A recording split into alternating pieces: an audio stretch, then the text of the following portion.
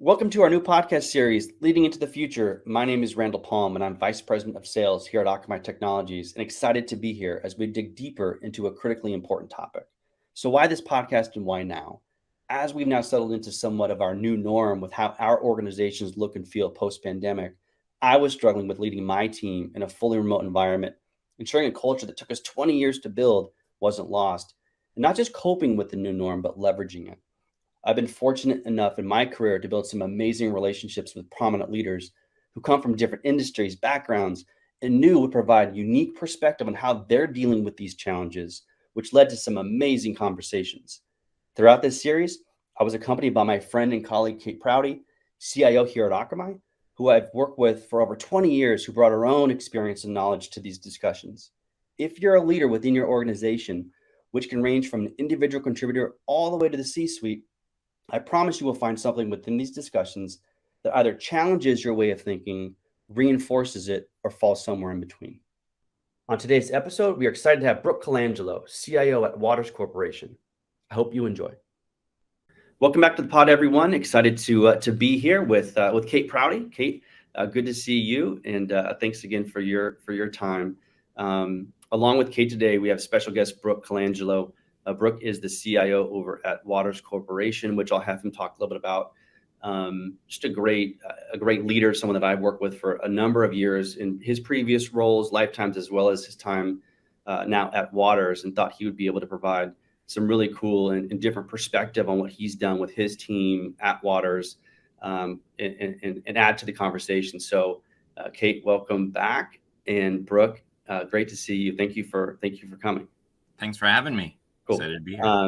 So I did a little intro, Brook, on you, but maybe we'll start with a little bit more. If you want to talk about Waters for a minute, and then kind of your background, that would be a great place to start. Yeah. Waters is an amazing company. We're located out of Massachusetts, but truly a global company. About 80% of our revenue comes from outside the United States. And we're a life science tools provider, really focused on helping make society better through the technologies that we provide, which really help in the creation and safety of drugs that are produced around the world, as well as in water and food safety. And so essentially our technologies, our tools, and our service and people are really there to ensure that we have safe and healthy accesses to resources like medicines and food and water. I've been at Waters for just over 5 years. I sit on the board of ISO New England, which runs our wholesale power market, and I just recently joined the board of Somos, which helps with the North American number exchange. And prior to Waters, I spent just about 5 years at Houghton Mifflin, helping the company transform from a publisher to a digital media company. And I spent 4 years at the White House for President Obama as the CIO for the White House.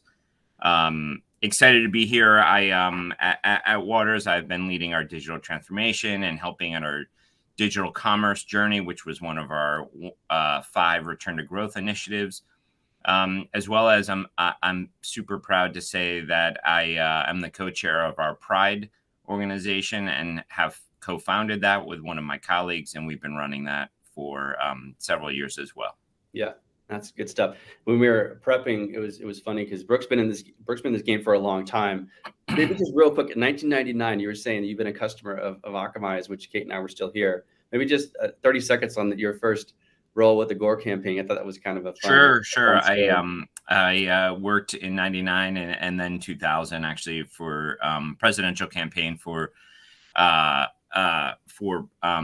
Al Gore, and we used Akamai as our streaming platform to stream videos behind the scenes of the campaign. Actually, when streaming video online was very cutting edge, now it seems so normal, and so we've been a partner. I've been a partner with Akamai for many years. Yeah, no, it's pretty cool. I remember we used to just keep our fingers crossed when there were big events and hope the postage stamp worked. And you were saying you use Real Player. Right? You age yourself. If anybody out there listening knows Real Player, you're over a certain age when that was the real dominant provider. So good stuff. Thank you for the background. So Brooke, maybe, maybe walk me through, I can't believe you've been at Waters for 5 years. It seems like just not yesterday, but not that long ago that you joined. You joined Waters, you're brought in to drive digital change within an organization that, like you said, it's not just a manufacturer, right? I mean, that's kind of the legacy. COVID hits. Last 2 or 3 years, I love just to spend a minute on that journey that you've had, and what you've kind of maybe taken away from that, surprises, etc. I mean, we can start there. Yeah, I mean, I think look, I think I'm an internal optimist, and I look at what has happened with COVID as almost a great equalizer. We were on a journey of a digital transformation well before COVID had happened, but we had then switched over to a new email and collaboration platform. And I, like you have said, I've been in this business so long, and I have long as a CIO always fought around the idea of how do we make meetings equitable? How do we make them inclusive? How do we encourage engagement through them? And it always felt like you were in the conference room, and it was never the same as if you were in the conference room and you were on the computer, right? I'm on my computer at home right now, as it looks like Kate is, unless she has a really great office. That looks I'm like in the office. I'm the only person on a Monday. I live in the office today. And that's why you have such a sparse, sad background. Right? I know, right? I got And my guys at home. I got to step up. And I think COVID did a couple things to really that were really fantastic. It humanized us all, right? So while I'm doing this interview with you, my dog is like right next to me. I'm praying he does not bark during this, but I used to actually move him to another room when I had a meeting, because I was like, he can't bark, like he can't. And now it's like, no, this is normal now, right? Like you get to see people's homes, so you get to connect with them. I called it the COVID 5. And when we were all locked in and locked at home, we had like the first 5 minutes of the meeting was really around like who went to the grocery store and wiped down their stuff, or what where did you get good masks? Oh, did you hear hand sanitizers back, or whatever that is?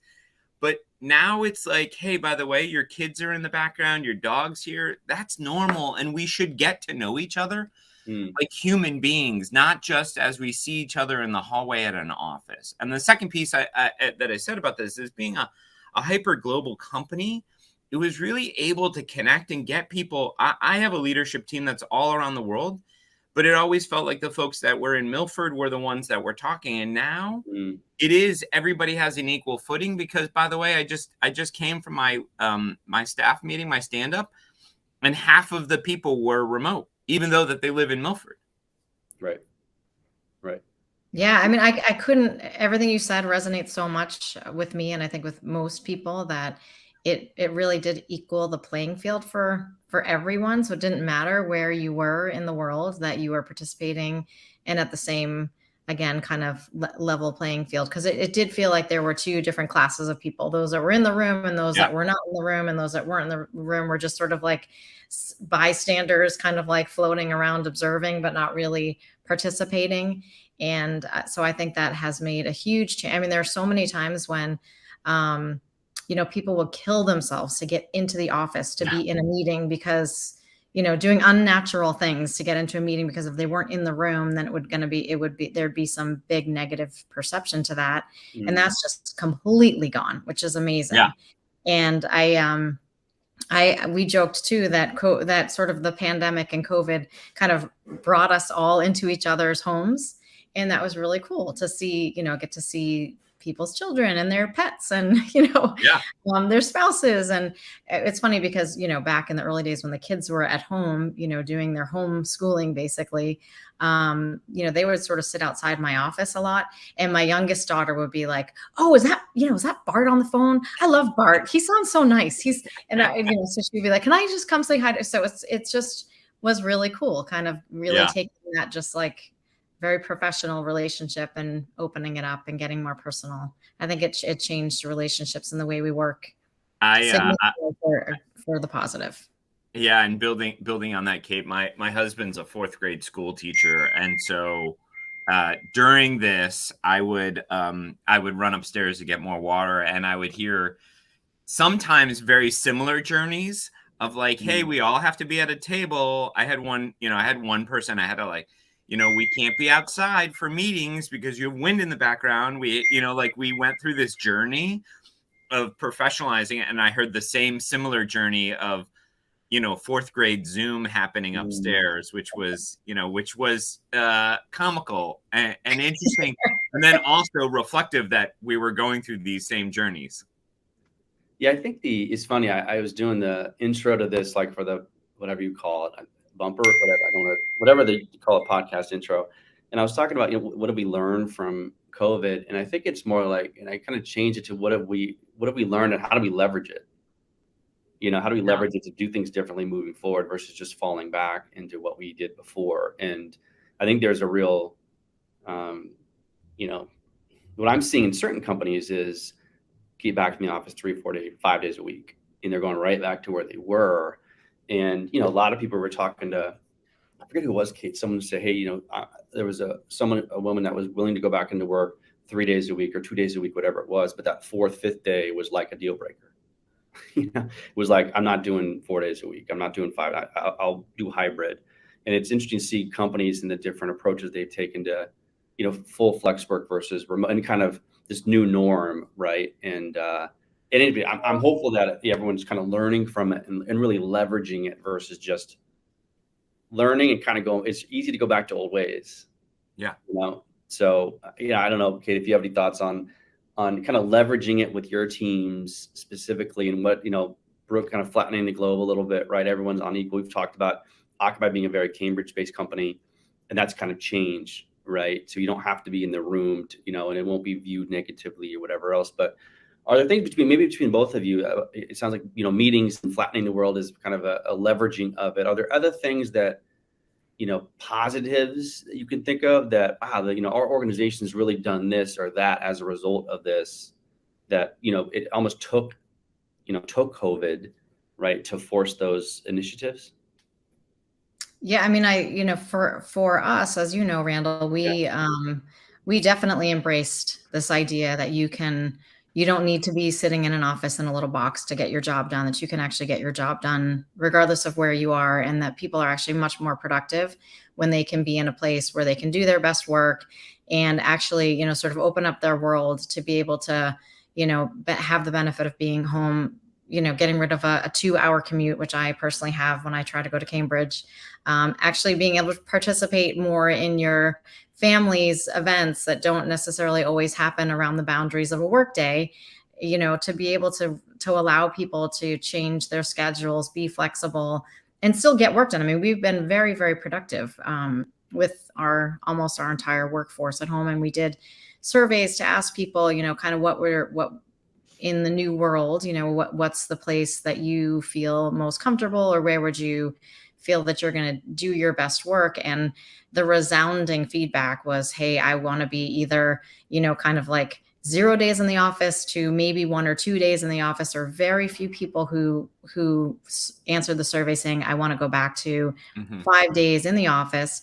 And as it turns out, we've been in this flex space mode, which is, again, allowing our employees to choose where they want to do their best, where they think they can do their best work. And for those who did select the 5 days, 4 or 5 days, only 5% of those people are actually coming to the office for the 4 or 5 days, because I think, again, there's just an acknowledgement that you can be much more productive if you are saving yourself a commute, or you're saving yourself the stress of trying to manage a schedule around this idea of being in an office from 9 to 5 when you have a life that doesn't always work within those boundaries. And even for, my own personal experience, I find that, I'm able to carve little bits of time out to go see, one of my kids play a sporting event or something that's just down the street, where I would never have been able to do that before because I live 2 hours from where I work. And, I think the good or bad of it is, we have so many means for staying in touch and being connected to work. I can be on a boat and managing, which in fact I was this weekend, managing an incident, because, you can do so much on mobile devices, and, we have our laptops and we have all this great equipment, and, IT has really been able to rise to the occasion to provide people with the tools and the software and the hardware that they need to be able to kind of function without sitting inside an office. So, yeah, I think personally, I feel like the companies who are trying to go back to the old ways of doing things and forcing people back to the office 5 days are going to lose really good talent, and they're going to lose kind of the talent wars. I think, again, the horse is out of the barn, so it's now figuring out how to work most effectively in this new mode. Yeah.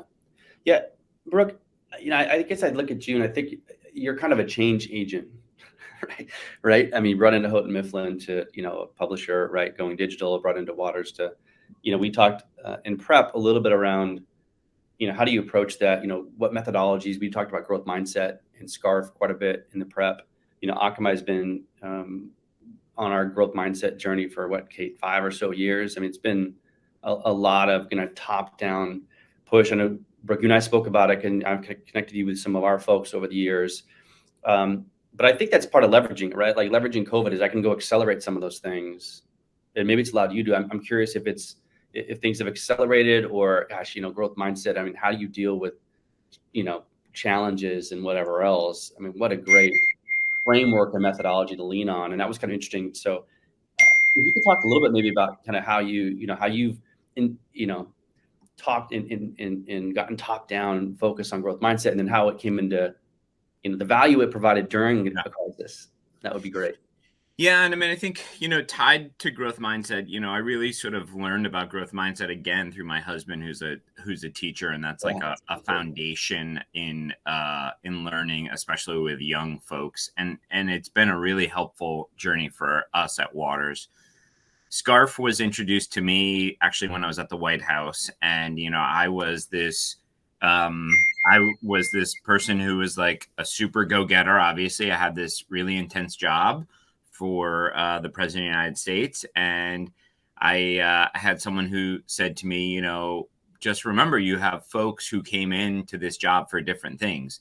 They work for multiple administrations, and they came to the government for certainty and clarity on their hours. And I was like, but what do you mean? And I was like, everybody should be like me, right? 30 on hours. Like, what do you mean? And I learned SCARF, which is an acronym for status, certainty, autonomy, relatedness, and fairness. And there's a great quiz online everybody should take via the Neuro Leadership Institute and David Rock, who created the SCARF model. I brought this into Waters IT, and we've actually used it. We actually use SCARF sometimes joking. We use it as a verb sometimes. Someone just got scarfed in that meeting. But I think the cornerstone of that, and one of my highest values in SCARF, is really autonomy.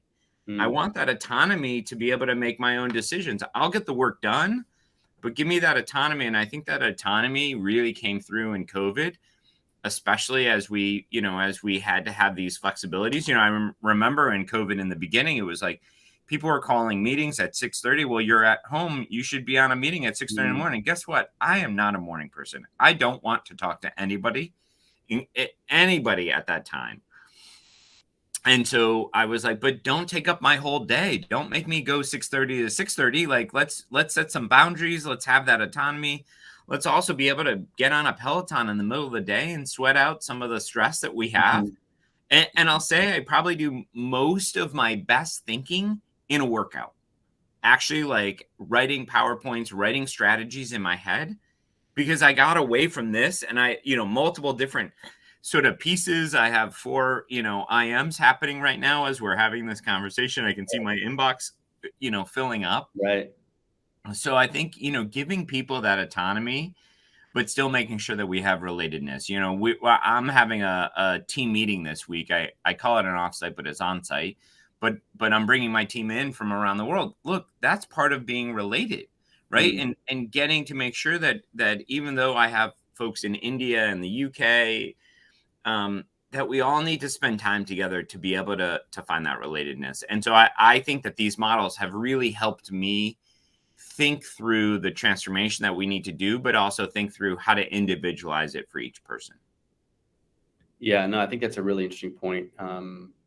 Everyone deals with things differently, and everyone's in their role for different reasons. And I think I honestly think the people that get to CIO role are probably wired pretty similarly. Go-getter, hard, a lot of work-life balances, can be secondary at times, right? And I think COVID maybe, help with that a little bit, right? To set some boundaries and realize that maybe I can reset some things and maybe be a little bit more happy in my life or fulfilled or whatnot. So, Kate, anything to add on kind of Akamai, how we use growth mindset in terms of dealing with during COVID? I think the foundation was already set for using it within the company before COVID. And I think we were really fortunate to have that because you had some phrases, words, thoughts you can kind of point to make people feel a little bit more like we're all in the fear zone right now.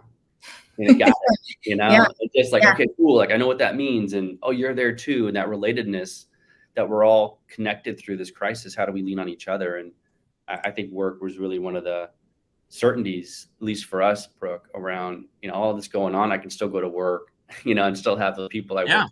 And probably like you, for us, we were when COVID hit, all of a sudden we saw media traffic and gaming traffic and online education, all these traffic went through the roof because people were at home wanting to watch TV. And they don't have cable. They cut the cord. They want to watch all these, all the streaming services and everything else. And, we were part of that, and whatnot. So, Kate, I don't know if you have any, I'm sure you have a few things to add there, but what's your perspective on that? Yeah, no, I think we were really fortunate that we had started the whole growth mindset journey before the pandemic hit, because to your point, we did have language and a way to think about things that brought the whole organization together to start, really thinking about how we were going to move forward in this new world. But again, it wasn't trying to change our brains on the fly, because we had already started that. And it was really in the context of how you approach your work, how you get work done, and, not being afraid to take risks and maybe fail and, do things a different way. And so it was kind of, amazing that we had already started these conversations, because suddenly it was like, at the drop of a hat, we had to all really rethink how we approach work and how we get work done and how we communicate with each other. And I think that made it, sort of easier for us to have conversation in a language around this new world and way of approaching work and how we work, and just being open-minded about, like you said, the silly things like your dog barking or your kids screaming, fighting in the background when you're trying to be on calls or have meetings. I think having the language and really just, we talked a lot about the SCARF model too, and the fight or flight mentality. And, again, I think it was having that open-mindedness to say, don't be afraid if someone in your house is making noise. That's okay. And it's okay if you're not comfortable turning your camera on, because you're in a place where you may have family members around you. And, I think it was just this very top and bottoms up, kind of anything goes period of time, which helped us, I think, get through it. Because like Randall said, we were both in this very different mode, but it was very busy for us. I mean, we had a lot that we needed to do as a company to support our customers and to support this growth of, the amount of traffic on the internet. There was just a lot going on that kept us really busy in terms of just trying to keep up with it all and making sure that we were, as a company and as an organization, supporting not only our employees, but also our customers. And we were able to, again, get it all done and be really, like, kind of absurdly productive during a really weird time. And I think it's a great foundation and framework. I think Satya did a great job with Microsoft in his transformation and anchoring that around growth mindset. I did a lot of that with Waters, and how we anchored our mindset through that, because I think you're right. I think it's also about, the power of yet, which is my favorite saying, right? Is, I'm not good at X yet. And, thinking about this as a journey, not a project, not a waterfall, not a done, but a journey that we're on, and how we think through that, because I think that's technology in its essence, right? I always say I like to cook, because as a CIO, I never feel like anything is ever done. There's always, a bug or an enhancement or something else in a project. It never seems to complete. And I think, I cook because there's a start, beginning, and an end. And sometimes you can have wine while you're doing it too. And so that's, a little bit, of a better way of balancing life, from my view. But I think, understanding that it's this platform mentality, that we're building a platform of technology, and it's we're continuing to transform how we do that, throughout our leadership with our teams there. Yeah, I think that, it's interesting because having a model for how you approach your team, having consistent messaging, being, I think about the scarf bond, like certainty, like being, above me on individually feeling, having, am I in the loop or whatever else, right? I think from a corporation, having certainty that, hey, as a leader, I'm here, right? And I'm providing a framework to empower you to go deal with situations how you want to deal them, within a framework that we all understand. And so when someone's, really struggling in a certain area, you're able to deal with them and make sure that they don't feel like they're unrelated, and they're on an island by themselves. Because I think during COVID, there was on the flip side is being on an island, right? Yeah.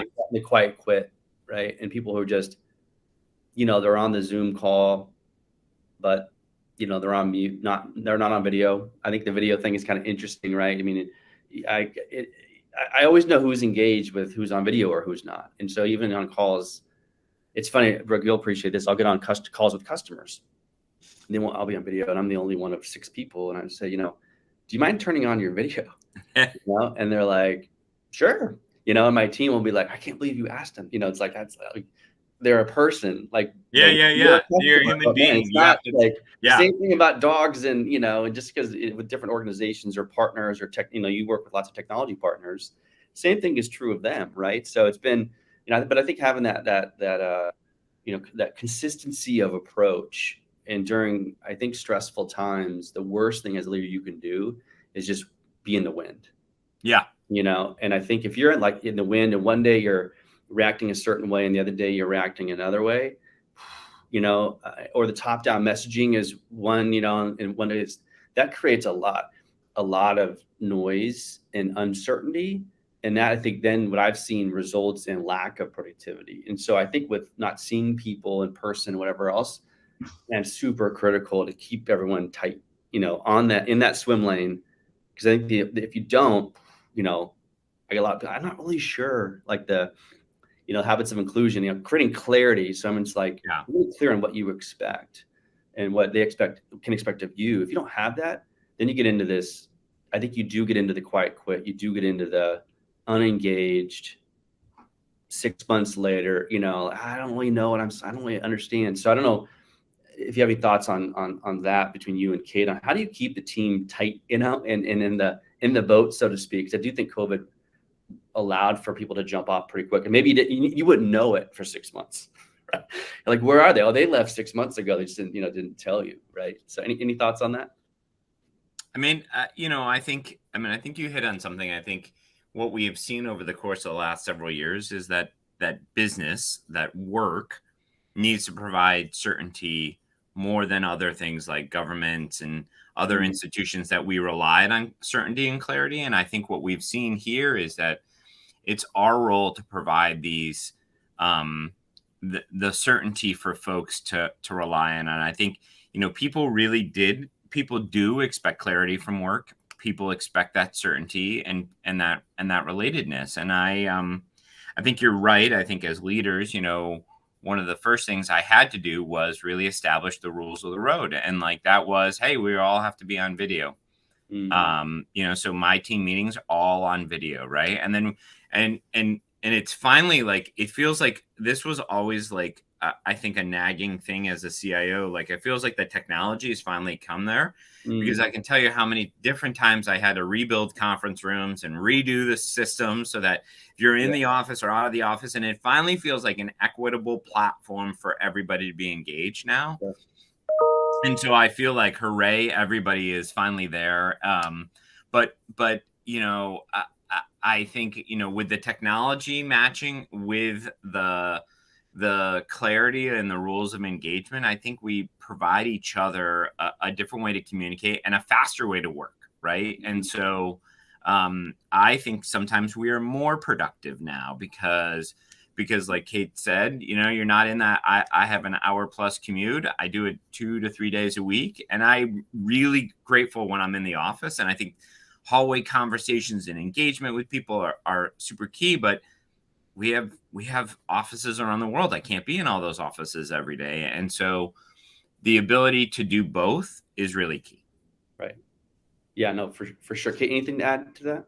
Yeah, no, I think that one of the words that you used, Randall, is consistency. And I think, again, because at Akamai, we had already started this whole journey of growth mindset with our employees. I think there was consistency across the board. So it wasn't like, hey, Kate's group is doing one thing and Kate has this expectation and here's how she's approaching it. We actually had more of a top-down consistent approach that was applied, I think, with everybody in the company. And there were people who, I think, prior to the pandemic had a very different work style and maybe work ethic. And so you had this expectation that you were going to be, you know, working the same hours, you know, and I think people really adjusted very quickly to say, you know, we're in this new world. You're going to need some flexibility. There's going to have to be some different guidelines and appreciation and empathy for an individual's, you know, their own situation, and that everybody's situation isn't the same anymore. You know, we're not all just coming into the office and sitting at our desk. There's so many other things that are going on around us. And so creating the consistency, but the empathy for, you know, recognizing that people have different situations and that we really can work with them, that it is okay to be able to manage around. I'll even say with the video thing I knew there were people who weren't comfortable, you know, at certain levels in the organization, you assume that a person is going to be able to be on video, and they should be. I mean, there are levels, like when you get into, you know, kind of the deeper levels of an organization, there were people who were in situations where they weren't comfortable being on video. And that was something that we had a little bit of a tricky time trying to navigate. And we kind of figured it out by saying, you know, do what makes you comfortable. At the end of the day, it's about, as long as you're engaged, right? That's the big thing. Yeah. The black and white is, hey, you're not engaged. That's probably not accurate, right? But if you're not on, you know, not on, the expectation is, you know, you're on, you know, you're listening and participating and feeling,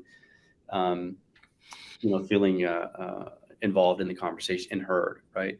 So last question for both of you, and maybe just curious. I think of one thing I've been thinking about for me. I mentioned leveraging COVID versus just learning from it, and how am I leveraging it, you know, as a leader. I'm curious, go back 4 years, you as a leader to you today as a leader. And what have you taken certain things, or to me, it's kind of amplified certain areas where it's like, wow, you know, I think about things differently in this area now than I did pre-COVID. And so I'm leaning more into and I think I'm ideally a better leader, better person, maybe too big of a word, but better leader. Are there things that you think about that you do today, consciously or unconsciously, that you think that you've learned throughout the last couple of years that you're leveraging with your team? So I don't know if either of you want to go first. I have a couple thoughts too, but I thought that you want to go first. I mean, I don't know if I don't know if it was COVID or age, you know, but simply, I think, you know, when you asked that question, the first word that came to my mind was compassion. And it just seemed like, you know, we all went through this really horrible, there was points of time where we had no clarity of what was going to happen. And it was like, hey, lead with compassion first, not lead with trying to get the work done, and what I found in trusting myself in that was the work would get done when you lead with compassion. And I mean, I think about Brook, I always talk about myself in like software versions. I think about Brook 1.0 as a CIO. You know, when I was a CIO in 2008, I was super nervous and young as a CIO and risky. And I don't know if that was that. And I don't know how I would have arrived during that. Now I call myself 4.0. And you arrive first with compassion. I think about the technology last, and how do I motivate and engage the people, and how do I deliver for the company? But it happens in a different order, right? And that's I've gone through many leadership books and leadership training and journeys on that. And there's a great book called "What Got You Here Won't Get You There," and there's a lot to say that. I'm super glad for 1.0 and for the work that Brook 1.0 did, but I'm really happy to be at 4.0. And I'd say the enhancement is leading with compassion first and trying to understand the people. Yeah. I think that's that really sort of got magnified when we all got stuck in our homes, and the only sort of connection we had with these folks was, working here, right? We have a big operation in China, right? And so we went through the compassion of what our team in China was going through during their lockdowns and stuff like that. And so I would say that's my biggest feature enhancement. Today. No, that's a really good one. I think Brook 1.0 probably wouldn't have guessed compassion. That probably wasn't in front of the line, right? Yeah, as it is today. But that's really insightful. Kate, what about you? Yeah, I mean, that's really well said. I couldn't agree with you more. And I have learned over the course of many years that I think you get your best work from people who you treat with compassion, and who you kind of allow to feel comfortable, and that you understand the situation that they're in. I mean, when you give, the more you give, I feel like the more you get. Yeah. In terms of compassion and flexibility with your employees. And I think the other thing that I learned through the pandemic that I have continued to leverage, and I think is just a hugely impactful leadership skill, which is authenticity. And that is to show the people that work for you that you have the same stuff going on, that you have the same challenges. I think sometimes people have this expectation that because you've reached a certain level, you do things a certain way, or you don't get nervous about certain things, or, and it's, I think, to show that authenticity to your team and to the people that work for you, that, we're kind of all human, and we all go through the same kind of, challenges. And, we all have dogs in the background and kids potentially running around and things that happen. And so I think that actually goes a long way too. And that's something that definitely through the pandemic and really opening up your whole life to people on video as we moved away from the offices, amplified that. And I think, again, it's just, I think it really motivates people to know that you understand where they're at and they understand where you're at, and we're all people just trying to do our best. Yeah. Yeah. And I think just today's leader, the people that I think are looked up to, people who are humble, right? Who are authentic, who are genuine, who are smart. I mean, I think, Kate, we've talked about, there's times you got to jump in and like lead, and not empower, but you got to lead and you got to know enough about things. It's not like you can just sit there and just, we have HR who does a lot of the formal, like you got to do, be great at what you do in your vocation. But I do think that and I love, Brooke, the idea of, and I think what COVID did maybe is it allowed you to take stock in who you are, what's important to you. Everyone's evolving. Yeah. Right. And whether it be COVID or moving to a new job, or, a new set of Gen Zers rolling into, who have a whole different perspective on things that you need to adapt to get to maximize, their experience, and productivity and everything else, how you lead younger versus, you have to change. And I think, you know, I appreciate the input today, because the people that I've asked to be on this podcast are all evolving. You know, there's a consistency across that no one's really figured it out, because that's kind of a fool's errand, right? It's really being open to new things and whatnot. So I appreciate all the input. So I think we're about at time, Brooke. It's been an awesome conversation with you. Appreciate all the insight. Hopefully that wasn't too painful to get through. No, this was a great conversation. I mean, I think I really appreciate the invite. Yeah, cool. And Kate, as always, thank you for your input and being my co-pilot on this. So that being said, hopefully everyone enjoyed the pod, and have a great rest of your day, and talk with everyone soon. Great. See ya.